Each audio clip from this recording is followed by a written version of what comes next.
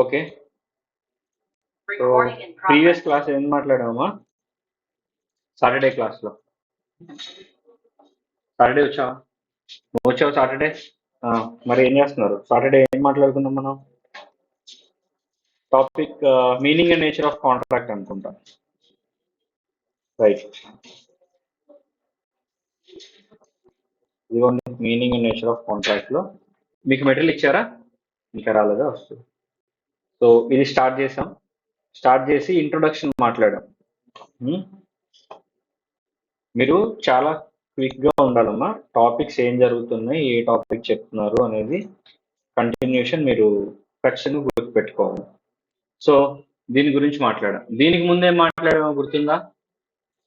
Introduction. మనం ఈరోజు first క్లాసా? ఆన్లైన్లో వెళ్ళలేదా? అయ్యో సరే, రికార్డింగ్స్ ఉంటాయి, కూర్చోమ్మా. రికార్డింగ్స్ ఉంటాయి, లా సబ్జెక్ట్ రిలేటెడ్. ఆ రికార్డింగ్స్ వినేసేయండి. Okay right. సో ఈ meaning and nature of contract మనం స్టార్ట్ చేసి ఏం చేసామంటే, బేసికల్లీ ఇండియన్ కాంట్రాక్ట్ యాక్ట్ 1872 ఉంది కదా. ఈ 1872 కన్నా ముందు ఏం జరిగిందో డిస్కస్ చేసాం. గుర్తొచ్చిందా? 1872కి ముందు ఎవరు రూల్ చేసేవాళ్ళు? కింగ్స్ రూల్ చేసేవాళ్ళు. కింగ్స్ ఏం యూజ్ చేసేవాళ్ళు?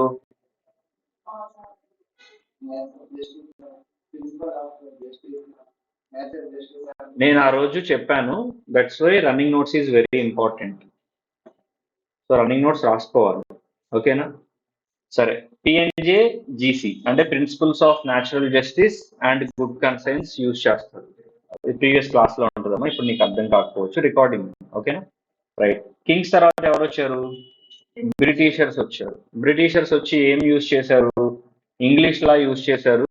ఇంగ్లీష్ లా అప్లికబుల్ కాని చోట, అంటే applicable in the sense English law fit కాని చోట అగైన్ వాళ్ళు మళ్ళీ పిఎన్జే జీసీ యూజ్ చేయడం మొదలు పెట్టారు.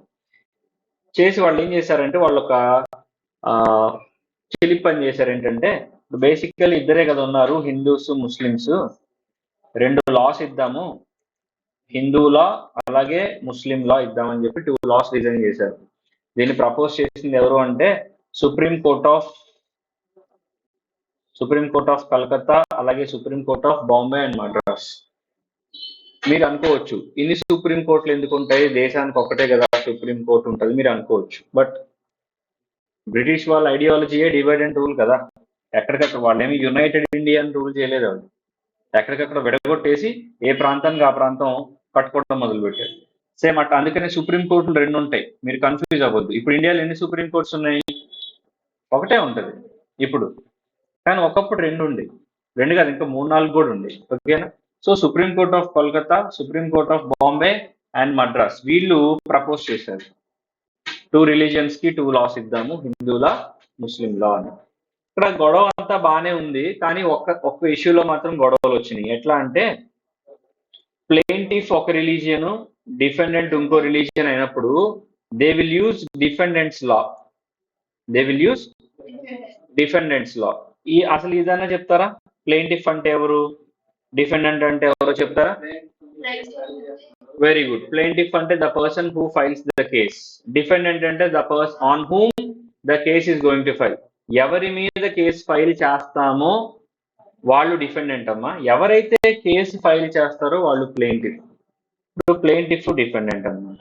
సో డిఫెండెంట్ లా వాడేసరికి ఏమైందంటే, ఒక హిందూ పర్సన్ ఒక ముస్లిం పర్సన్ గొడవ పడ్డారు అనుకోండి, హిందూ పర్సన్ వెళ్ళి ముస్లిం పర్సన్ మీద కేసు పెట్టాడు అనుకోండి, ఇక్కడ హిందూ పర్సన్ ప్లెయింటిఫ్ అవుతాడు, ముస్లిం డిఫెండెంట్ అవుతాడు. Obviously court will use defendant law కాబట్టి court will use Muslim law. దీనివల్ల హిందూస్ లో అసంతృప్తి ఉంటుంది అనమాట. ఇదేంటి, నేను కదా కేసు ఫైల్ చేసింది, మీరు లా నాది యూజ్ చేసి జడ్జిమెంట్ ఇవ్వాలి, పనిష్మెంట్ ఇవ్వాలి, మీరు వాళ్ళ లా యూజ్ చేస్తున్నారేంటి, వాళ్ళ లా ప్రకారం తక్కువ పనిష్మెంట్ ఉండొచ్చు, అలా ఎలా వదిలేస్తారు మీరు? అట్లా గొడవలు వస్తాయి అన్నమాట. కొన్ని రివర్స్ లో జరిగితే, ఒక ముస్లిం పర్సన్ వెళ్ళి హిందూ పర్సన్ మీద కేసు ఫైల్ చేశాడు అనుకోండి, ఫైల్ చేసింది ముస్లిం కాబట్టి ప్లెయింటిఫ్ ముస్లిం, ఎవరి మీద ఫైల్ చేసింది? హిందూ మీద, కాబట్టి హిందూ డిఫెండెంట్. ఎవరిలా యూజ్ చేస్తారు? Defendant law. అంటే ఇక్కడ ఎలా యూజ్ చేస్తారు? హిందూలా యూజ్ చేస్తారు. హిందూలా యూజ్ చేసేసరికి మళ్ళీ ముస్లిమ్స్ గొడవ. ఇట్లా ఎవరు హ్యాపీగా లేరు. ఇప్పుడు కోర్టు ఏం చేసింది, వాళ్ళు ఏం చేశారంటే, ఇప్పుడు వెంటనే ఇలా రిలీజియన్కి ఒక లా ఉంటే ఇబ్బందిగా ఉంటుంది, అందరికీ యూనిఫామ్గా ఒకే లా ఉండాలని చెప్పి ఆ యూనిఫార్మిటీలో భాగంగా కాంట్రాక్ట్స్ కి అప్లికబుల్ అయ్యే ఒక యూనిఫామ్ లా తెచ్చారు. దాని పేరే ఇండియన్ కాంట్రాక్ట్ యాక్ట్ 1872. ఇండియాకి ఇండిపెండెన్స్ వచ్చింది 1947. మీరు చిన్నప్పుడు స్కూల్కి వెళ్తే అక్కడ చెప్తూ ఉంటారు August 15th. 1872 అంటే ఇండిపెండెన్స్ రాకముందే ఈ యాక్ట్ వచ్చింది. అంటే దీన్ని ఎవరు ఫ్రేమ్ చేశారు? బ్రిటిషర్స్ ఫ్రేమ్ చేశారు. అర్థమవుతుందా? సో అట్లా అనమాట. సో దీని గురించి మనం మాట్లాడేసాం, మీ బ్యాక్గ్రౌండ్ డిస్కషన్ అంతా మాట్లాడాం. దీని తర్వాత ఇవన్నీ మాట్లాడాం. రైట్స్, ఆబ్లిగేషన్స్, ఇది చెప్పాలి. రైట్స్, ఆబ్లిగేషన్స్ గురించి చెప్పాలి. సో జాగ్రత్తగా వినండి అమ్మా, చాలా స్లోగా మాట్లాడదాం మనం, కంగారు పడకుండా. బట్ మీరేంటంటే క్లాస్ జాగ్రత్తగా వినాలి. మనం స్లోగా మాట్లాడుతున్నాం అంటే నిజంగా స్లోగానే మాట్లాడుతున్నాం, కానీ మీరే కంటిన్యూటీ క్వశ్చన్లు అడిగినప్పుడు ఆన్సర్ చెప్పాలి. అప్పుడే మీనింగ్ఫుల్ గా చెప్పాలనేటువంటి ఇంటెన్షన్ డెవలప్ అవుతుంది. లేదంటే ఏదో సిలబస్ కంప్లీట్ చేసేద్దాం అనిపిస్తే మీకే loss. So first of all చెప్పానా వీటి గురించి? రైట్స్ అండ్ ఆబ్లిగేషన్స్ ఏమైనా చెప్పానా? ఈరోజు చెప్తాను, ఈరోజు చెప్తాను. Very good. సో జాగ్రత్తగా వినండి అమ్మా. రైట్స్, ఆబ్లిగేషన్స్ ఒకటి గుర్తుపెట్టుకోండి. రైట్స్ అంటే ఒక పర్సన్కి వచ్చేటువంటి హక్కులమ్మ, వాడికి ఉండేటువంటి, వాడు యూటిలైజ్ చేసుకోగలిగినటువంటి ఒక హక్కునే మనం రైట్ అంటాం. ఆబ్లిగేషన్స్ అంటే అర్థం ఏంటంటే డ్యూటీస్, వాడు చేయాల్సిన డ్యూటీస్, లేదా వాడు చేయాల్సినటువంటి వర్క్స్, లేదా వాడికి ఉన్నటువంటి టాస్క్స్, లేదా రెస్పాన్సిబిలిటీస్ ఏవైనా కావచ్చు. వీటిని మనం ఏమంటాం? ఆబ్లిగేషన్స్ అని అంటాం. ఒకటి గుర్తుపెట్టుకోండి, మీరు ఏ యాక్ట్ చదువుతున్నారు? Indian contract Act 1872. పేర్లో ఏముంది? ఇండియన్ ఏ యాక్ట్? Contract act. అంటే ఇది దేనికి అప్లికబుల్ అంటే కాంట్రాక్ట్స్ కి అప్లికబుల్. ఇంకా కాంట్రాక్ట్ అంటే ఏంటో కూడా మీకు తెలియదు, ఎందుకంటే నేను ఇంకా చెప్పలేదు. వస్తుంది ఈ క్లాస్ లో కానీ నెక్స్ట్ క్లాస్ లో కానీ మాట్లాడదాం. సో కాంట్రాక్ట్ లో రెండు ఉంటాయమ్మా, రైట్స్, ఆబ్లిగేషన్స్, అంతే. A contract consists of rights and obligations. Rights అంటే నీకు వచ్చే హక్కులు, ఆబ్లిగేషన్స్ అంటే నువ్వు చేసే పనులు. సార్ వినండి జాగ్రత్తగా, వింటున్నారా సార్? ఖచ్చితంగా ప్రతి కాంట్రాక్ట్ లో రైట్స్, ఆబ్లిగేషన్స్ రెండు ఉంటాయా అంటే 100% ఉంటాయి, ఉండాలి కూడా. రైట్స్ ఉండాలి, ఆబ్లిగేషన్స్ ఉండాలి. ఓన్లీ రైట్స్ ఉండే ఆబ్లిగేషన్స్ లేకుండా మనం ఏమైనా కాంట్రాక్ట్ ని ఫామ్ చేయొచ్చా అంటే నో. అలాగే ఓన్లీ ఆబ్లిగేషన్స్ ఉండి రైట్స్ లేకుండా కాంట్రాక్ట్ ని క్రియేట్ చేయొచ్చా అంటే నో. అర్థమవుతుందా? సో రైట్స్, ఆబ్లిగేషన్స్ రెండు ఉంటేనే దాన్ని ఏమంటారు? కాంట్రాక్ట్ అంటారు. అర్థమవుతుందా? ఓన్లీ రైట్స్ తో, ఓన్లీ ఆబ్లిగేషన్స్ తో కాంట్రాక్ట్ ఉండదు. అర్థమవుతుందమ్మా? ఇప్పుడు ఈ మధ్య గే మ్యారేజెస్ ఎక్కువైనాయి కదా. అబ్బాయిలు పెళ్లి చేసుకుంటారు అనుకోండి, వాళ్ళకి పిల్లలు పుడతారు. అట్లా పుడతారు. అమ్మాయిలు పెళ్లి చేసుకున్నారు అనుకోండి, వాళ్ళకి పిల్లలు పుడతారు. మరి ఎవరికి పిల్లలు పుడతారు?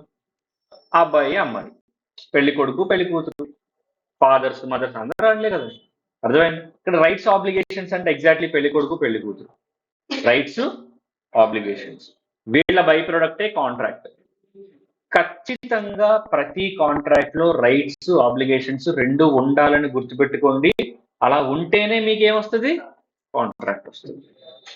ఓన్లీ రైట్స్ ఉంది కాంట్రాక్ట్ రాదమ్మా, ఓన్లీ ఆబ్లిగేషన్స్ ఉన్నా కాంట్రాక్ట్ రాదు. అర్థమైందా?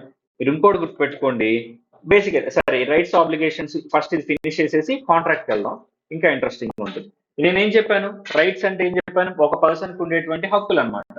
Lawful advantage. ఏం రాశాను అక్కడ చదవండి. రైట్ అంటే, రైట్ మీన్స్ ఏ లాఫుల్ అడ్వాంటేజ్. చట్టపరంగా, చట్టరీత్యా అతనికి వచ్చేటువంటి ఒక అడ్వాంటేజ్, హక్కునే రైట్ అంటాం. Right means lawful advantage. Example ఏం రాశాను చదవండి అక్కడ, చదవండి. Mister X bought a Kia Seltos car for 9 lakhs from Mr. Y. దాని అర్థం ఏంటి? వై దగ్గర నుంచి ఎక్స్ అనేవాడు కారు కొన్నాడు. ఏం కారు? Kia Seltos. ఆ కియా సెల్టోస్ పేరు, కార్ పేరు. ఎంత కొన్నాడు? 9 lakhs. ఎవరు కొన్నారు? ఎక్స్ ఎవరి దగ్గర నుంచి? వై దగ్గర నుంచి. అర్థమైందా? కింద ఏమన్నాడు? So now mister X will have full rights on the car. సర్వ హక్కులు వాడికే ఉంటాయి. మీకు ప్రీవియస్ కన్నా అంతకుముందు క్లాస్లో జస్ట్ ఇన్ రెమ్ అని చెప్పా. Just in REM, just in person ఇదే కదా, అట్లా అర్థమైందా? సో రైట్స్ అంటే అర్థం అది. ఆబ్లిగేషన్స్ చూద్దాం, చూడండి. ఇదిగోండి, obligation means A work or duty to perform. నువ్వు చేయాల్సిన ఒక పని లేదా బాధ్యతనే ఆబ్లిగేషన్ అని అంటాం, అంతే. ఎగ్జాంపుల్ చదవండి, అక్కడ ఎగ్జాంపుల్ చదవండి అందరూ. Mister Y took an advance money of 9 lakhs from Mr. X to sell his Kia car. వాడు కార్ అమ్ముతానని చెప్పి ముందుగానే డబ్బులు తీసేసుకున్నాడు. ఎంత? 9 lakhs. Now there exists an obligation to Mr. Y to deliver his car to Mr. X. అరే, car అమ్ముతానని చెప్పి డబ్బులు తీసుకొని డబ్బులు ఇవ్వకుండా ఉంటే వాడు కేసు ఫైల్ చేయడా? నువ్వు డబ్బులు అన్నా రిటర్న్ ఇచ్చే, కార్ అన్నా ఇవ్వు. రెండు ఇవ్వకుండా డబ్బులు తీసుకుని వెళ్ళిపోతా అంటే కుదరదు. జస్ట్ లైక్ దట్ ఇక్కడ జరిగేది అదే. నువ్వు డబ్బులు తీసుకున్నావు అంటే నీకు కార్ ఇవ్వాల్సిన బాధ్యత ఉందా లేదా? ఆ బాధ్యతనే మనం ఇక్కడ ఏమంటాం? ఆబ్లిగేషన్ అంటాం. అర్థమైందా? సో రైట్స్, ఆబ్లిగేషన్స్ అంటే అర్థమైంది. ఓకేనా? ఇప్పుడు బేసిక్ గా మీకు రైట్, ఆబ్లిగేషన్ అర్థమైంది కదా. ఇప్పుడు కాంట్రాక్ట్ చూద్దాం, చూడండి. రైట్స్ అండ్ ఆబ్లిగేషన్స్ లో ఇదిగోండి, in simple we can conclude that one persons right is another persons obligation. ఒకడికి ఉన్న రైటే ఇంకోటికి ఏమైందమ్మా? ఆబ్లిగేషన్. ఇప్పుడు మనం కార్ ఎగ్జాంపుల్ మాట్లాడుకున్నాం. ఆ ఎగ్జాంపుల్ చూడండి, as per the above discussed example, X right ఏంటమ్మా? వై ఆబ్లిగేషన్ ఏంటది? Delivery of the car. Delivery తీసుకోగలడు ఎక్స్. రే నా కార్ ఇవ్వు అని చెప్పి కాళ్ళు పట్టుకోవాల్సిన అవసరంలా, నా కార్ ఇవ్వు, ఎందుకు ఇవ్వు నువ్వు అని లాక్కోవచ్చాడు. ఎందుకు? డబ్బులు ఇచ్చాడు కదా. డబ్బులు ఇవ్వకపోతే లాక్కుంటావు వెళ్ళి. అట్లా. కింద Y right is equal to X obligation, that is equal to ఏంటి? Payment of money. అంటే ఒకళ్ళ రైట్సే వాళ్ళకి ఆబ్లిగేషన్. సింపుల్ గా మాట్లాడదాం. ఇంకో ఎగ్జాంపుల్, ఈ ఇన్స్టిట్యూట్ లో సిఎంఏ ఫౌండేషన్ కోచింగ్ అని చెప్పి మీరు ఒక 20,000 ఫీజు కట్టారనుకోండి అమ్మ. మీరు ఫీజు మొత్తం కట్టేసి మీ నుంచి ఏ తక్కువ లేనప్పుడే మీరు క్లాసుల గురించి మాట్లాడగలరు. మాకు సిలబస్ కంప్లీట్ అవ్వలేదు, మెటీరియల్ ఇవ్వలేదు, క్లాసులు కండక్ట్ చేయట్లేదు, ఫ్యాకల్టీ రావట్లేదు, ఇట్లా అడగగలరు. మీరే మీ పని చేయకుండా ఉంటే అడగగలరా? ఇప్పుడు మీ పని ఏంటి? ఫీజు కట్టడం. ఫీజు కట్టిన తర్వాత మీకు అన్ని హక్కులు వస్తాయి. క్లాసెస్కి డైలీ రావచ్చు, ఆన్లైన్ రికార్డింగ్ యాక్సెస్ తీసుకోవచ్చు, ఎగ్జామ్స్ రాయొచ్చు, అని చేయొచ్చు. అంటే మీ రైట్, మీ బాధ్యత వీళ్ళకి రైట్ అవుద్ది. వీళ్ళు కూడా ఫీజు ఎలా అడుగుతారు? మామ ఫీజు కట్టామా ఇట్లా అని వాళ్ళ హక్కులాగా అడుగుతారు. అర్థమైందా? అంటే మీ ఆబ్లిగేషన్, మీ బాధ్యత ఫీజు కట్టడం, వీళ్ళ హక్కు ఫీజు కలెక్ట్ చేసుకోవడం. అంటే మీ ఆబ్లిగేషన్, వీళ్ళ రైట్ రెండు ఒకటేనా? ఫీజు. రివర్స్ ఆలోచించండి. మీ రైట్, వీళ్ళ ఆబ్లిగేషన్. మీకున్న హక్కు ఏంటి? డబ్బులు కట్టిన తర్వాత క్లాసెస్ కండక్ట్ చేయమని చెప్పి ప్రెజర్ చేయడం. వీళ్ళ బాధ్యత కూడా ఏంటమ్మా? ఫ్యాకల్టీని అపాయింట్ చేసుకుని క్లాసెస్ పెట్టడం. అంటే మీ రైట్, వీళ్ళ obligation is equal to conducting the classes. అంటే సింపుల్ గా చెప్పాలంటే ఒకళ్ళ రైట్సే ఇంకొకళ్ళకి ఆబ్లిగేషన్స్, ఒకళ్ళ ఆబ్లిగేషన్సే ఇంకొకళ్ళకి రైట్స్, అంతే. అర్థమవుతుందా మీకు? ఖచ్చితంగా ఇద్దరు పర్సన్స్ ఉంటారు మా కాంట్రాక్ట్ లో. ఒక పర్సన్ కాంట్రాక్ట్ పాసిబుల్ కాదు. ఒక పర్సన్ వాడే పెళ్లి చేసుకుంటాడా? పెళ్లికి ఎంతమంది కావాలి? ఇద్దరు కావాలి. అంటే 2 persons కావాలి. కాంట్రాక్ట్ కూడా అంతే. 1 person cannot enter in to contract with himself or her self. అదొకటి కాంట్రాక్ట్ లోకి ఎంటర్ అవడం ఏంటి? ఇప్పుడు నేను ప్యాంట్ జేబులోంచి ఈ మొబైల్ తీసుకుని జేబులో పెట్టేసుకుని, జేబులో డబ్బులు తీసి ప్యాంట్లో పెట్టుకొని సేల్ జరిగిపోయింది మొబైల్ అంటే, ఏం సేల్ జరిగింది? అమ్మింది నేనే, కొనింది నేనే. అసలు ఇది కాంట్రాక్టే కాదు. In order to create a valid contract we need minimum 2 members. Sir మరి మాక్సిమం ఎంత ఉండాలి సార్? యాక్ట్ ఎప్పుడు చెప్పలేదమ్మా. యాక్ట్ అయితే ఎప్పుడు చెప్పలేదు, ఎంతమంది అయినా ఉండొచ్చు. ఓకేనా? రైట్. చూడండి, Indian contract act deals only with contractual rights and contractual obligations. అంటే ఒక కాంట్రాక్ట్ లోకి ఎంటర్ అవ్వడం ద్వారా ఏవైతే రైట్స్, ఏవైతే ఆబ్లిగేషన్స్ వస్తాయో ఆ రైట్స్, ఆబ్లిగేషన్స్ ని కాంట్రాక్ట్ యాక్ట్ పట్టించుకుంటుంది. అమ్మా మీరు వినండి ఒకసారి. ఫర్ ఎగ్జాంపుల్, ఇది ఏ కంట్రీ? ఇదే కంట్రీ. అంతసేపు ఆలోచించారు ఇందిరా, పాకిస్తాన్ లో ఉన్నారు మీరు. ఇండియా. ఫర్ ఎగ్జాంపుల్, నిన్న యుఎస్ లో ఒక వ్యక్తి రాంగ్ రూట్ లో వచ్చమ్మా ఇంకొక కార్ ని గుద్దేసి వెళ్ళిపోయాడు. హిట్ అండ్ రన్ కేసు అన్నమాట. ఆ వ్యక్తిని ఇప్పుడు గుంటూరు పోలీసులు అరెస్ట్ చేస్తారా? ఎందుకు చేయరు? ఎక్కడైనా తప్పు తప్పే కదా సార్. ఇన్సిడెంట్ ఎక్కడ జరిగింది? యుఎస్. గుద్దినోడు యుఎస్ పర్సన్, గుద్దించుకున్నోడు యుఎస్ పర్సన్, జరిగింది యుఎస్ లో. గుంటూరు పోలీసులకు అంత ఖాళీగా ఉన్నారు ఏంట్రా? వాళ్ళు ఎందుకు వెళ్ళి అరెస్ట్ చేస్తారు?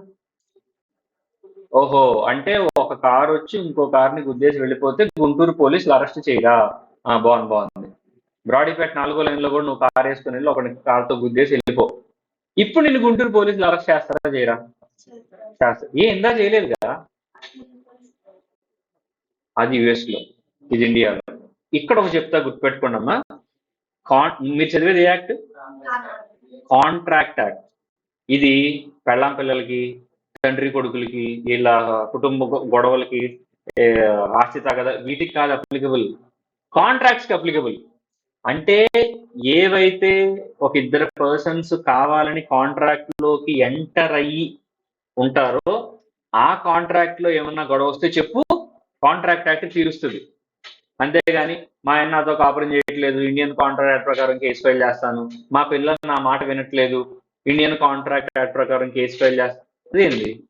యుఎస్ లో యాక్సిడెంట్ జరిగితే గుంటూరు పోలీసులు ఎంత లైట్ తీసుకున్నారో, మీ పిల్లలు నీ మాట వినకపోతే నువ్వు కేసు ఫైల్ చేస్తే కాంట్రాక్ట్ యాక్ట్ కూడా అంతే లైట్ తీసుకుంటుంది. పట్టించుకోదు. ఎందుకు పట్టించుకోదు? అది నా పరిధిలోకి రాదు అంటది. ఎందుకు నా పరిధిలోకి రాదు అంటే, ఆ పరిధిలోకి ఎందుకు వస్తుందమ్మా? నేను ఎవరికి అప్లికబుల్? కాంట్రాక్ట్స్కి అప్లికబుల్. నీ పిల్లలు నీ మాట వినట్లేదంటే నీకు మీ పిల్లడికి ఏమైనా కాంట్రాక్ట్ ఉందా? లేదు. కాంట్రాక్ట్ ఉంటే చెప్పి నేను అప్లికబుల్ అవుతా. మొహమాటం ఏం లేదు. కాంట్రాక్ట్ ఉంటే చెప్పి నేను అప్లికబుల్ అవుతా. కాంట్రాక్ట్ లేనప్పుడు నేను ఎందుకు అప్లికబుల్ అవుతాను? అంటే ఇండియన్ కాంట్రాక్ట్ యాక్ట్ ఎవరికి మాత్రమే అప్లికబుల్? కాంట్రాక్ట్స్ కి అప్లికబుల్. సోది మొహాలు. ఇండియన్స్ కాదు, బిజినెస్లకు కాదు. ఇండియన్ కాంట్రాక్ట్ యాక్ట్ దేనికి అప్లికబుల్? కాంట్రాక్ట్స్ కి అప్లికబుల్. కాంట్రాక్ట్లు ఏముంటాయి? 2 ఉంటాయి. చెప్పు, గట్టి చెప్పు. Rights, obligations. అర్థమవుతుందా? ఈ 2 ఉంటేనే దాన్ని కాంట్రాక్ట్ అంటారు.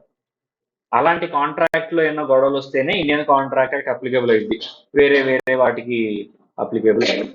అర్థమైందా? నెక్స్ట్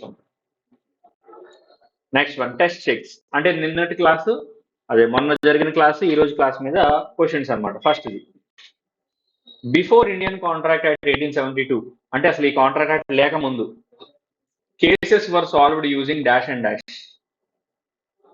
కేసులు ఎలా సాల్వ్ చేసేవాళ్ళు? రెండింటిని యూజ్ చేసి సాల్వ్ చేసేవాళ్ళు. నేను ఇప్పుడు క్లాస్కి వచ్చినప్పుడు కూడా చెప్పా.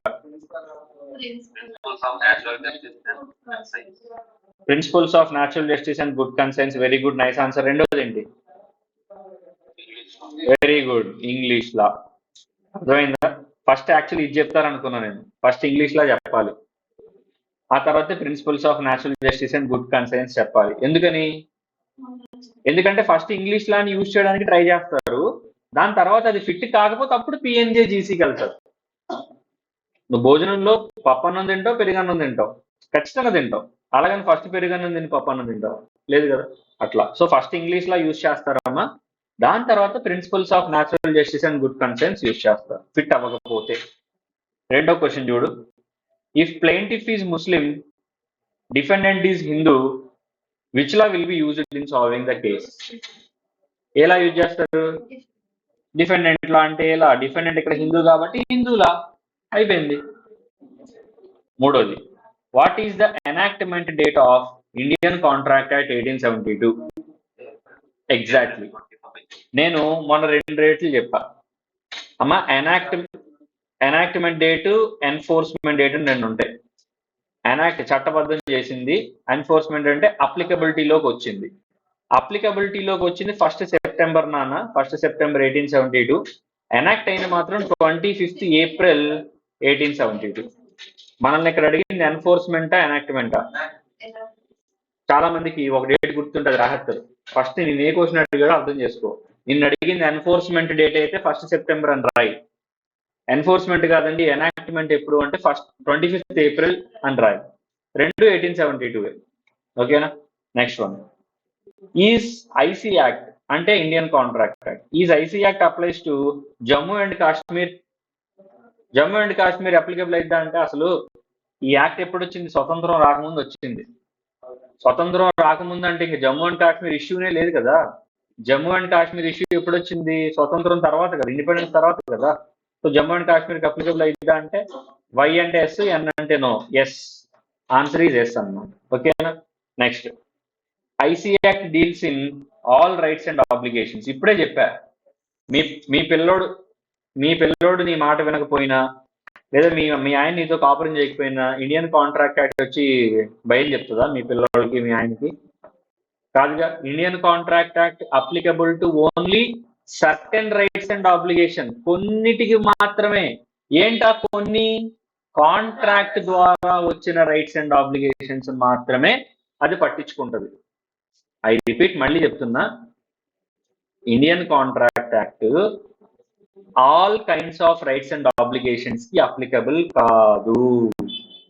Indian contract act applicable to only those rights and obligations which arises from A contract. ఒక కాంట్రాక్ట్ ద్వారా వచ్చినటువంటి రైట్స్ అండ్ ఆబ్లిగేషన్స్ తో మాత్రమే ఇది డీల్ చేస్తుంది తప్ప వేరే వేరే వాటితో డీల్ చేయదు. అర్థమైందా? ఇప్పుడు ఫర్ ఎగ్జాంపుల్, మీరు మీ ఫాదర్ మదర్ దగ్గరికి వెళ్ళండి. సాయంత్రం క్లాస్ అయిపోయినాక ఇప్పుడు మాట్లాడతారు కదా, మీ మమ్మీ వాళ్ళకో డాడీ వాళ్ళకి ఫోన్ చేసినప్పుడు అడగండి, డాడీ నువ్వు అమ్మని పెళ్లి చేసుకున్నావు కదా, కాంట్రాక్ట్ ఏదని అడుగు. ఉంటుందమ్మా? సరే, ఎవరన్నా చూపిస్తారా కాంట్రాక్ట్ ని? మహా అయితే పెళ్లి ఫోటోలు, పెళ్లి వీడియోలు, శుభలేఖలు, పెళ్లి బట్టలు ఇది చూపిస్తారు కానీ కాంట్రాక్ట్ ఏదే లేదే. ఎట్లా అంటే, డాడీ నువ్వు పిచ్చోళ్ళ ఉన్నావు, ఇండియన్ కాంట్రాక్ట్ యాక్ట్ ఉంది డాడీ 1872, దీని ప్రకారం వస్తే రైట్స్ అండ్ ఆబ్లిగేషన్స్ వస్తాయి, నువ్వు మమ్మీని చూసుకోవాల్సిన అవసరం లేదు, నువ్వు వెళ్ళి వేరే పెళ్లి చేసుకో. అమ్మా, ఇప్పుడు ఒక హస్బెండ్ వాళ్ళ వైఫ్ ని చూసుకోవాలి అంతే. మీరు హస్బెండ్ వైఫ్ ఎందుకు? ఒక ఫాదర్ తన పుట్టిన సన్ని లేదా డాటర్ ని చూసుకుంటారు. అలా చూసుకోవట్లేదు అని చెప్పి ఎవరు వెళ్ళి కేసులు ఫైల్ చేయరు. చేసే రైట్ కూడా లేదు, చేసినా నిలబడదు. ఎందుకో తెలుసా? అది స్టేటస్ ఆబ్లిగేషన్, అది కాంట్రాక్ట్ ద్వారా వచ్చినవి కాదు. అరే నువ్వు ఉన్నావురా, నీకు మీ డాడీ కాంట్రాక్ట్ ఉందారా? ఇక్కడ ఉంది అసలు. అమ్మ నువ్వు ఉన్నావు, నువ్వు ఎప్పుడైనా కాంట్రాక్ట్ లోకి ఎంటర్ అయ్యావు మీ ఫాదర్ మదర్ తో? నువ్వు ఎంటర్ అయ్యావమ్మా? మరి నీకు ఫీజు ఎవరు కడుతున్నారు? మీ ఇంట్లో వాళ్ళే కడుతున్నారు. ఎందుకు కడుతున్నారు? వాళ్ళకి ఏం బాధ్యత ఉందంటే, ఇదేది కాంట్రాక్ట్ ద్వారా వచ్చింది కాదు, లవ్ అండ్ ఎఫెక్షన్ ద్వారా. ఇలాంటివన్నిటినీ కాంట్రాక్ట్ యాక్ట్ పట్టించుకోదు. అంటే మీరు గుర్తుపెట్టుకోవాల్సింది, రైట్స్ అండ్ ఆబ్లిగేషన్స్ రకరకాలు ఉంటాయి. మోరల్ ఆబ్లిగేషన్స్, స్టేటస్ ఆబ్లిగేషన్స్ చాలా ఉంటాయి. కానీ కాంట్రాక్ట్ యాక్ట్ ఏమి పని లేక అన్నిటితో డీల్ చేయదు, ఓన్లీ కొన్నిటితోనే డీల్ చేస్తుంది. ఏంటా కొన్ని? Contractual rights and contractual obligations. For example, నేను అడిగారమ్మా, అమ్మ నువ్వు వెజిటేరియనా నాన్ వెజిటేరియనా అడిగారు. అమ్మ నువ్వు వెజ్జా నాన్ వెజ్జా? వెజిటేరియన్, ప్యూర్ వెజిటేరియనా? నార్మల్ వెజిటేరియన్ అంటే ఏంటి? ఎగ్ తింటావు, నాన్ వెజ్ తినవా? Okay okay, no problem. Okay, నువ్వమ్మా? Non vegetarian. నువ్వు?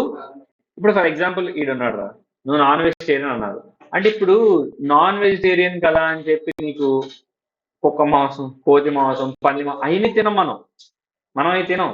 ఏం తింటాం మరి? నాన్ వెజ్ అంటే అర్థం ఏంటరా? Chicken, fish, prawns, crabs, meat, అదే మటన్, ఇది తింటాం.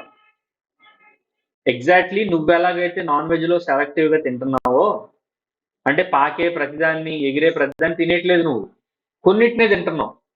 నీకు ఎలాగైతే ఒక సర్టెన్ టేస్ట్ ఏడిసిందో, కాంట్రాక్ట్ యాక్ట్ కూడా ఓ టేస్ట్ ఉందిరా. అది అందరితో పడితే అందరితో డీల్ చేయదు, కొంతమందితోనే డీల్ చేస్తుంది. ఎవరో కొంతమంది? Contractual rights, contractual obligations. అంటే మళ్ళీ చెప్తున్నా, గుర్తుపెట్టుకోండి, there are so many rights, so many kinds of rights, so many kinds of obligations. చాలా ఉన్నాయమ్మా. Moral obligations, moral rights, status obligations, status rights, చాలా ఉన్నాయి చెప్పుకుంటూ పోతే. అర్థమవుతుందా? ఇలాంటి రేట్స్ కి, ఆబ్లిగేషన్స్ కి ఇండియన్ కాంట్రాక్ట్ యాక్ట్ అప్లికబుల్ కాదు. మరి దేనికి అప్లికబుల్ అంటే, కాంట్రాక్ట్ ద్వారా వచ్చిన వాటికి అప్లికబుల్. ఈ ఇన్స్టిట్యూట్ లో జాయిన్ అయ్యారు మీరు, జాయిన్ అయ్యేటప్పుడు ఒక పేపర్ మీద సంతకం పెట్టారా? ఒక ఫామ్ ఉండి, అడ్మిషన్ ఫామ్ ఉండి, ఫోటో ఇచ్చే అడ్రస్ రాసి సంతకం పెట్టారా? అదే కాంట్రాక్ట్ మీకు ఇన్స్టిట్యూట్కి. రేపు పొద్దున ఇన్స్టిట్యూట్కి మీకు నచ్చలేదు అనుకోండి, ఒకరి మీద ఒకరు కేసులు ఫైల్ చేసుకోవచ్చు. ఎందుకని? ఒక కాంట్రాక్ట్ ఏడిచింది కాబట్టి. ఇండియన్ కాంట్రాక్ట్ యాక్ట్ మీకు హెల్ప్ చేస్తుంది, ఇన్స్టిట్యూట్కి హెల్ప్ చేస్తుంది, మీకు హెల్ప్ చేస్తుంది. అర్థమైందా? అలాగని చెప్పి మీరు మీ బ్రదర్ మీద, మీ రిలేటివ్స్ మీద కేసులు ఫైల్ చేస్తే కుదరదు. కాంట్రాక్ట్ యాక్ట్ ప్రకారం అయితే వేరే వేరే వాటి ప్రకారం చేసుకోవాలి, కానీ ఇండియన్ కాంట్రాక్ట్ యాక్ట్ ప్రకారం అయితే కుదరదు. అర్థమవుతుందా? సో అక్కడ క్వశ్చన్ ఏమి అడిగారు, మళ్ళీ చదవండి. Indian contract act deals in all rights and obligations. చెప్పండి ఇప్పుడు, అన్నిటికీ అప్లికబుల్ అది? మనం నాన్ వెజ్జే కానీ అన్ని తినం, సెలెక్టివ్గా కొన్ని తింటాం మనం, అట్లా అనమాట. ఓకేనా? సో నో అనమాట answer. Okay, next one. Obligations means a duty to perform. మనం చేయాల్సిన పనిని ఆబ్లిగేషన్ అంటారంట. Yes or no? Yes, correct అన్నమాట. Next one. One's right is another's obligation. ఒకడికి ఉండే రైటే ఇంకోటికి ఆబ్లిగేషన్ అంట. Yes or no? ఇందాకే అనుకున్నాం. ఎస్. నెక్స్ట్ ఎంసీక్యూ చూడండి. హెచ్లా ఎంలా అంటే Hindu law Muslim law were introduced by. ఎవరు ఇంట్రడ్యూస్ చేశారు? Supreme court of Calcutta, supreme court of Delhi, Bombay and Madras. ఏ కరెక్టే, సి కరెక్టే, బోత్ ఏ అండ్ సి అని ఉంది కాబట్టి ఇది కరెక్ట్ అన్నమాట. ఓకేనా? Next one. The source of law of contract is actually all of the above అమ్మా. అంటే సోర్సెస్ ఆఫ్ లా అంటే ఏంటంటే, ఇండియన్ కాంట్రాక్ట్ యాక్ట్ దేని నుంచి తీసుకున్నారంటే, ఇగో ఇండియన్ కాంట్రాక్ట్ డిజైన్ చేసేటప్పుడు ఈ అప్లికబుల్ అయినటువంటి అప్పుడు ఉన్నటువంటి లాస్ ని, జ్యుడిషియల్ డెసిషన్స్ ని customs and usage of trade అని అంటారు. రెగ్యులర్ ప్రాక్టీసెస్ లో వాడేటువంటి అలవాట్లు, customs and usages of trade అంటే అవన్నమాట, వ్యాపార అలవాట్లు. వీటన్నిటిని యూజ్ చేసుకుని ఫ్రేమ్ చేస్తారు సోర్సెస్ అంటే. నెక్స్ట్ ఇదొకటి ఇంపార్టెంట్ అమ్మా, కన్స్ట్రక్షన్ ఆఫ్ కాంట్రాక్ట్. కన్స్ట్రక్షన్ అంటే కట్టడం, కాంట్రాక్ట్ ని కట్టడం. ఎలా కడతారు? There are so many steps involved in construction of a contract అమ్మా. ఇదిగోండి, దీస్ ఆర్ ద స్టెప్స్. జాగ్రత్త చూడండి. ఫస్ట్ ఆఫ్ ఆల్ ఒక ఆఫర్ ఉండాలి, ఆఫర్ కి యాక్సెప్టెన్స్ యాడ్ అవ్వాలి. ఈ రెండు కలిస్తే వచ్చేది ప్రామిస్. అర్థమవుతుందా? ఈ ప్రామిస్ కి కన్సిడరేషన్ యాడ్ అవ్వాలి, అప్పుడు మనకు వచ్చేది అగ్రిమెంట్. ఈ అగ్రిమెంట్ కి లీగల్ ఎన్ఫోర్సబిలిటీ యాడ్ అవ్వాలి, అప్పుడే మనకు వచ్చేది కాంట్రాక్ట్. అప్పటిదాకా కాంట్రాక్ట్ రాదు. అంటే in order to create a contract we must have these qualities. ఇన్ని క్వాలిటీస్ ఉండాలి. అంటే మిమ్మల్ని ఎప్పుడైనా what is the first step in construction of offer అని అడిగారు అనుకోండి, దాని అర్థం ఏంటో తెలుసా? Offer is the construction, offer is the first step in construction of contract అని చెప్తారు. ఫస్ట్ స్టెప్ ఏంటమ్మా? ఆఫర్. ఈ ఆఫర్కి ఏం యాడ్ అవ్వాలి? యాక్సెప్టెన్స్. ప్రామిస్, ఈ రెండు కలిస్తే వచ్చేది ప్రామిస్, కన్సిడరేషన్. ఈ రెండు కలిస్తే వచ్చేది అగ్రిమెంట్, అగ్రిమెంట్ కి లీగల్ ఎన్ఫోర్సబిలిటీ యాడ్ అయితే వచ్చేది కాంట్రాక్ట్. ఒక విషయం జాగ్రత్తగా అర్థం చేసుకోండి, ఆఫర్, యాక్సెప్టెన్స్, కన్సిడరేషన్ ఇవన్నీ సపరేట్ చాప్టర్స్, మీకు తర్వాత వస్తాయి. సార్ మరి ప్రామిస్ సపరేట్ చాప్టర్ కాదా? ప్రామిస్ అంటే అర్థం ఏంట్రా? ఈ రెండే కదా, ఈ రెండు గురించి మాట్లాడుకున్నా అంటే ప్రామిస్ గురించి మాట్లాడుకున్నట్టు. సో కన్సిడరేషన్ ఇవన్నీ సపరేట్ చాప్టర్స్. మరి ఇక్కడ ఏం మాట్లాడతారంటే అగ్రిమెంట్స్ గురించి మాట్లాడతాం, లీగల్ ఎన్ఫోర్సబిలిటీ గురించి మాట్లాడతాం.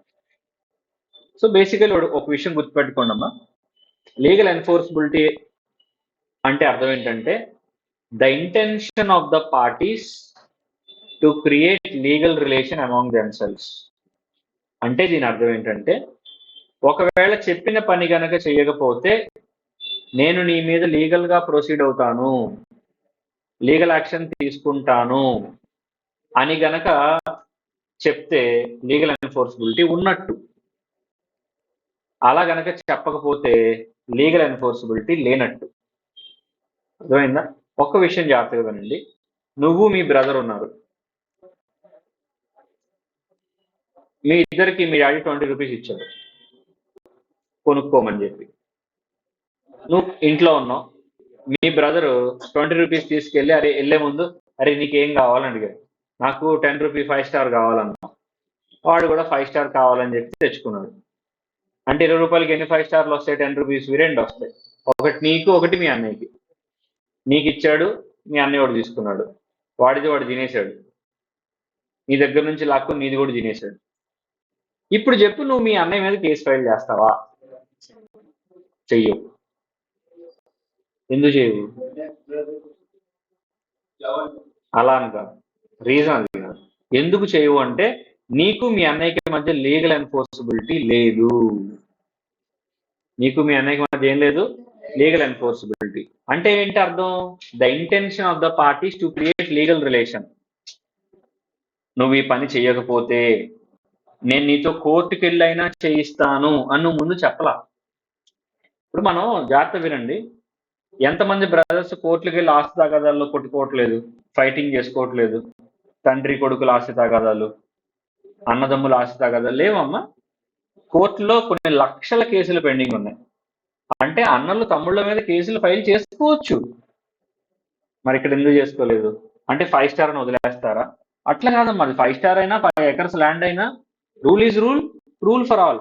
మరి ఎందుకు అప్లికబుల్ కావట్లేదు అంటే అక్కడ లీగల్ ఎన్ఫోర్సబిలిటీ లేదు కాబట్టి.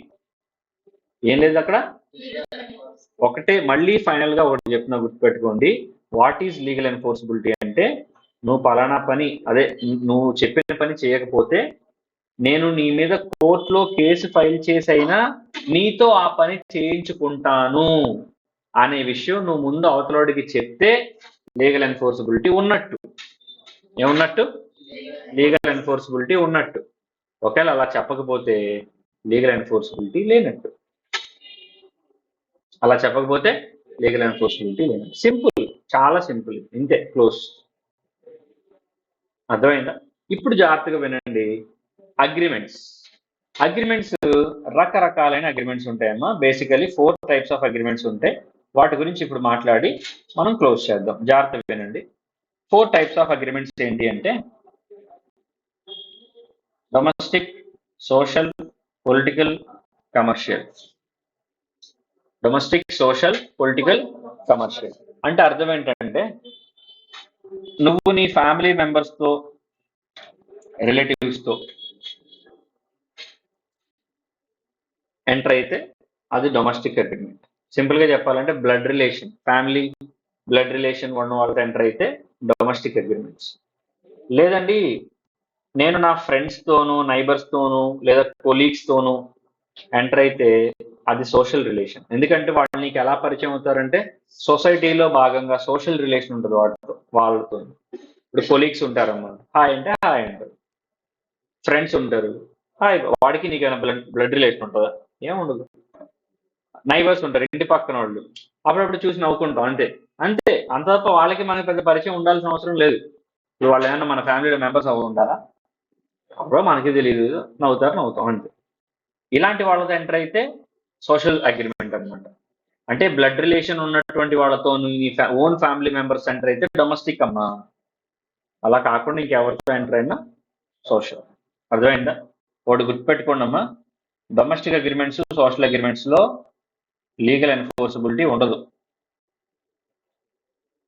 లీగల్ ఎన్ఫోర్సబిలిటీ ఉండదు. కానీ మీరు ముందుగానే మెన్షన్ చేసుకున్నారనుకోండి, లీగల్ ఎన్ఫోర్సబిలిటీ ఉంటుంది. సింపుల్ గా మాట చెప్తే జాగ్రత్తగా వినండి. అన్నయ్య ఒక ఇల్లు కట్టుకున్నాడు. ఎగ్జాంపుల్స్ చాలా, నేను ఏ ఎగ్జాంపుల్ ఊరికే చెప్పను, ఎగ్జాంపుల్స్ చెప్పడం వెనకాల డీప్ లాజిక్ ఉంటుంది. మీరు అందుకే కాన్సెప్ట్ చెప్పిన తర్వాత ఎగ్జాంపుల్ చెప్తున్నాను అంటే ఆ ఎగ్జాంపుల్ మీరు గుర్తుపెట్టుకోవాలి. అన్నయ్య ఒక ఇల్లు కట్టుకున్నాడు, కొత్త ఇల్లు. ఆ ఇంటి గృహప్రవేశం రేపు పెట్టుకున్నాడు. రేపు ఎన్నో తారీఖు? 27. వెరీ గుడ్, 27 పెట్టుకున్నాడు. తమ్ముడిది క్యాటరింగ్ బిజినెస్, అంటే వంటలు చేసి సప్లై చేస్తుంది. తమ్ముడిది క్యాటరింగ్ బిజినెస్. తమ్ముడికి ఫోన్ చేసి అన్నాడు, తమ్ముడు రేపు పొద్దున మన ఇంటికి నాది గృహప్రవేశం, తెలుసు కదా, ఇల్లు కొన్నాను, కట్టాను, 300 మంది వస్తారా, క్యాటరింగ్ నీకే ఇద్దాం అనుకుంటున్నాను, చేయగలవా అన్నాడు.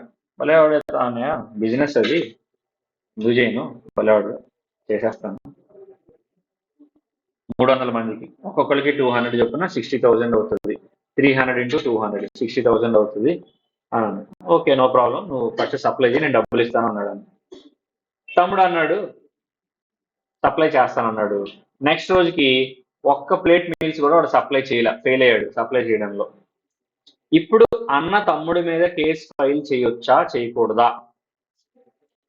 చేయొచ్చా చేయకూడదా అంటే ద ఆన్సర్ ఈజ్ ఎస్. చేయవచ్చు. ఇప్పుడు కొంతమంది బయలుదేరతారు. మీరు గంటకో మాట మాట్లాడతారేంటి? ఇందాక 5 స్టార్ ఎగ్జాంపుల్ చెప్పారు కదా! 5 స్టార్‌లో ఉన్నది ఎవర్రా? నువ్వు మీ అన్నయ్యగా అన్నదమ్ములు. మరి అక్కడ కేస్ ఫైల్ చేసావా? 5 స్టార్ ఇవ్వలేదు తినేసాడని. మరి అక్కడ చేయనప్పుడు ఇక్కడెందుకు చేస్తున్నావు? 10 రూపీస్ 60,000కి డిఫరెన్స్ ఏనా? అంటే డబ్బులు బట్టి లా మారిపోద్దా? మా డబ్బులు రూపాయైనా లా ఒకటే. డబ్బులు 10 రూపాయలైనా లా ఒకటే. 1000 రూపాయలు, 1,00,000 రూపాయలైనా లా ఒకటే. అర్థమైందా? డబ్బులు బట్టి లా మారదు. ఇక్కడ తేడా ఎక్కడ వస్తుందంటే the intention of the parties తేడా వస్తుంది. నువ్వు మీ అన్నయ్యకో మీ తమ్ముడికో 5 స్టార్ల విషయంలో ఎంటర్ అయింది ఒక చైల్డిష్ అగ్రిమెంట్. నేను వచ్చేదాకా చాక్లెట్ తినకూడదు, లేదా నువ్వు నాకు చాక్లెట్ తేవాలి, నా 10 రూపాయలు కూడా ఇస్తున్నా నువ్వు తేవాలి. చైల్డిష్ అది. అక్కడ మీ ఇద్దరికి లీగల్ సీరియస్నెస్ లేదు.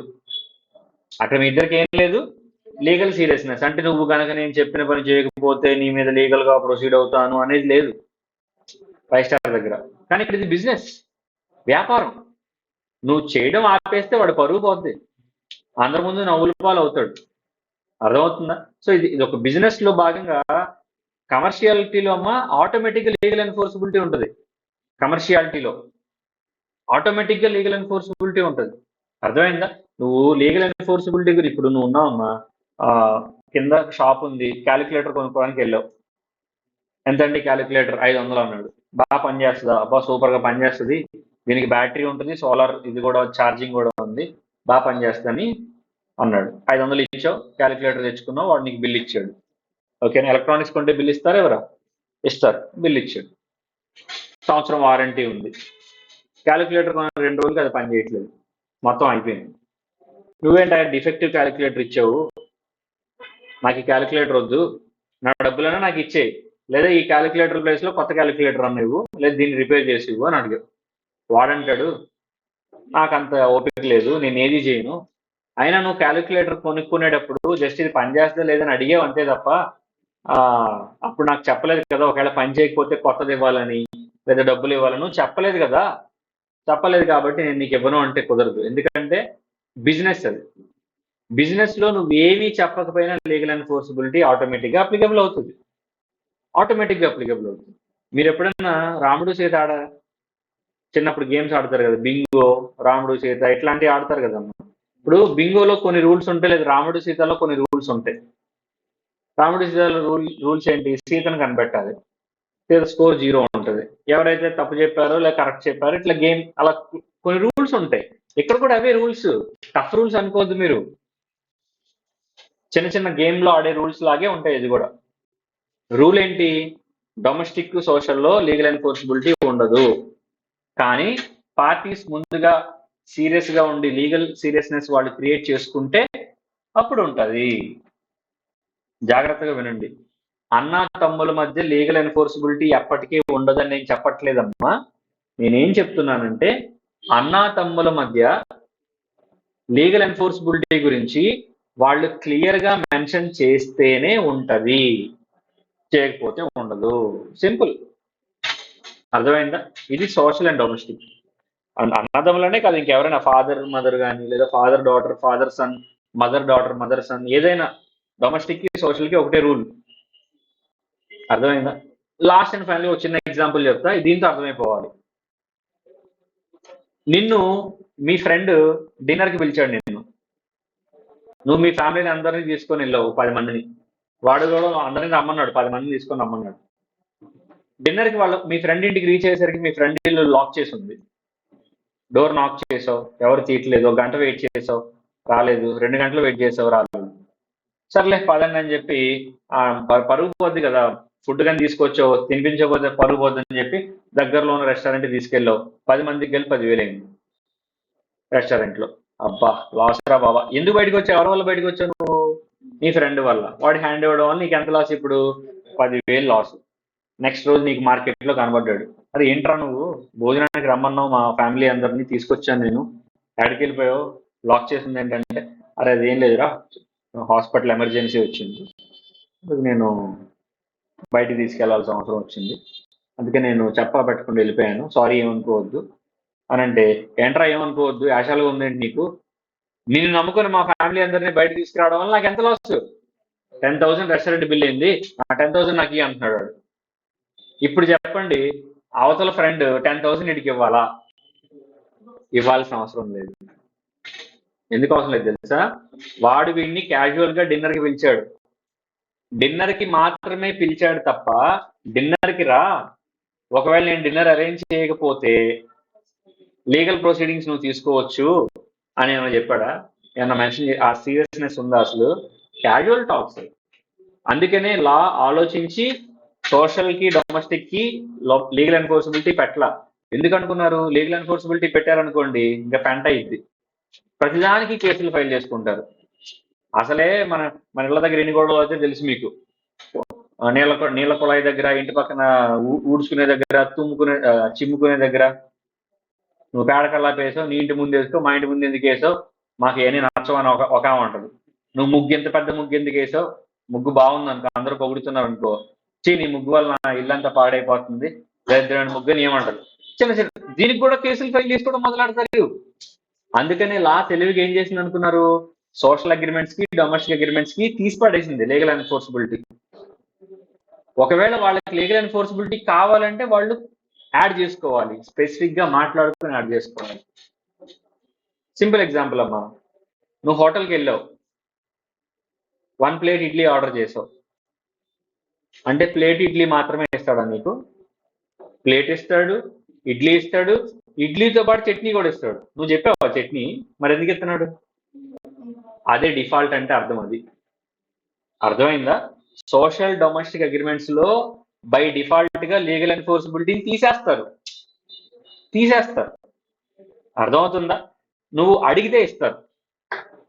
అమ్మ కొంతమంది పేషెంట్స్ ఉంటారు, జ్వరం వచ్చినప్పుడు, ఆపరేషన్స్ అయినప్పుడు వాళ్ళని చట్నీ తినొద్దు, షుగర్ తినమంటారు. ఏం తినమంటారు? షుగర్. ఇడ్లీలో షుగర్తో తినమంటారు. ఫర్ ఎగ్జాంపుల్, నువ్వు వెళ్ళావు ఆ హోటల్కి, 1 plate dosa, 1 plate idli order పెట్టావు. నీకు బై డిఫాల్ట్ గా షుగర్ ఇస్తాడా? ఎవడు ఏమిస్తాడు? చట్నీ వేసేస్తాడు. అప్పుడు నువ్వు స్పెసిఫిక్ గా అడగాలి, ఏమని? నాకు ఇట్లా హెల్త్ బాగాలేదు, నాకు ఇది వద్దు, నాకేం కావాలి? షుగర్. అప్పుడు ఇస్తాడా? ఇస్తాడు. ఇదే లీగల్ ఎన్ఫోర్సబిలిటీ. ఏది? సోషల్ డొమెస్టిక్ లో లీగల్ ఎన్ఫోర్సబిలిటీ ఉండదు, షుగర్ ఉండదు, కానీ నువ్వు కావాలంటే యాడ్ చేసుకోవచ్చు.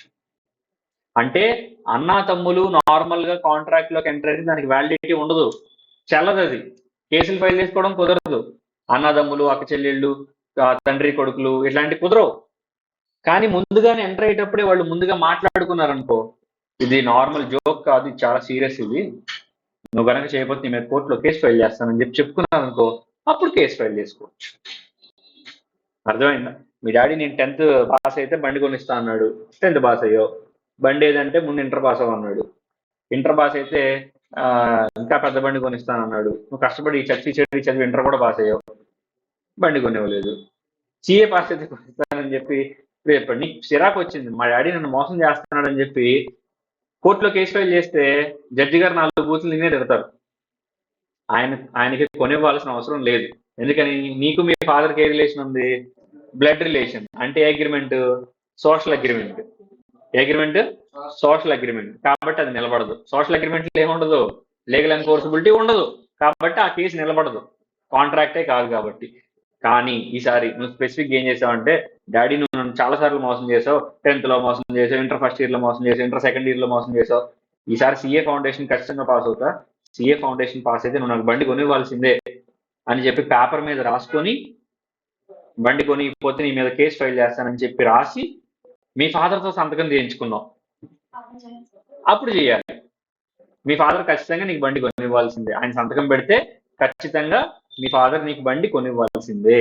ఎందుకని? ఆయన ఉబే అయ్యాడు, కొనిస్తానని చెప్పి సంతకం కూడా పెట్టాడు. మరి 10th లో కేసు ఫైల్ చేస్తే నిలబడలేదు, ఇంటర్ లో కేసు ఫైల్ చేస్తే నిలబడలేదు, ఇక్కడ ఎందుకు నిలబడింది అంటే, ఇందాక మీకు మీ ఫాదర్కి ఉన్న అగ్రిమెంటే తప్ప లీగల్ ఎన్ఫోర్సబిలిటీ లేదు కాబట్టి కాంట్రాక్ట్ అవ్వాల. ఇక్కడ ఈక్వేషన్ జాగ్రత్త చూడండి. కాంట్రాక్ట్ అంటే అర్థం ఏంటి?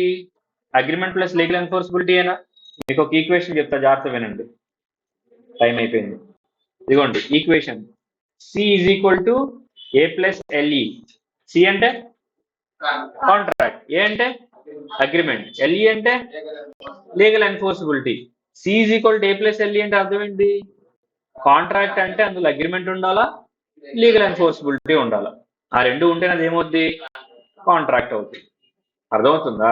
ఇప్పుడు నీకు మీ ఫాదర్కి 10th అగ్రిమెంట్ ఉంది, కానీ లీగల్ ఎన్ఫోర్సిబిలిటీ లేదు, కాబట్టి అది కాంట్రాక్ట్ అవ్వదు.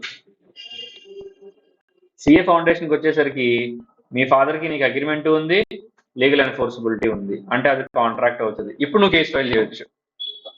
సిఏ ఫౌండేషన్ పాస్ అయినా నీ బండి కొనివ్వలేదనుకో, కేసు ఫైల్ చేయొచ్చు. నువ్వు నిజంగా కేసు ఫైల్ చేస్తే సీన్ ఏమైందో నీకు తెలుసు, ఇంట్లోంచి బయట పొమ్మంటారు, లేదా ఇంటర్ ఫీజు కట్టరు, సిఏ ఇంటర్ ఫీజు అయిపోయింది. అట్లా అంటే దేర్ ఇస్ ఎ పాసిబిలిటీ. అంటే లా చెప్తున్నానమ్మా, నిజంగా మీరు మీ ఫాదర్స్ తో మాట్లాడుకుని కేసులు అవి ఫైల్ చేయమని కాదు, లా ఏం చెప్తున్నాను. ఓకేనా? సో సోషల్ కి డొమెస్టిక్ కి రూల్ అదే. పొలిటికల్ కమర్షియల్ రేపు చెప్తాను, రేపు మాట్లాడుకుందాం. ఓకేనా? టైం అయిపోయింది యాక్చువల్లీ. ఇప్పుడు ఏ క్లాసు? ఓకే.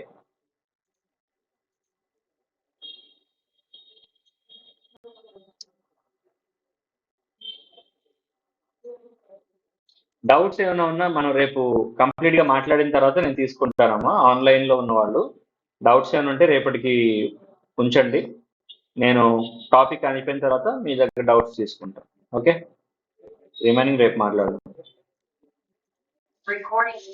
మ్యాథ్స్ క్లాస్ ఉందంట, సార్ వస్తారు ఒక 5 minutes లో, వెయిట్ చేయండి.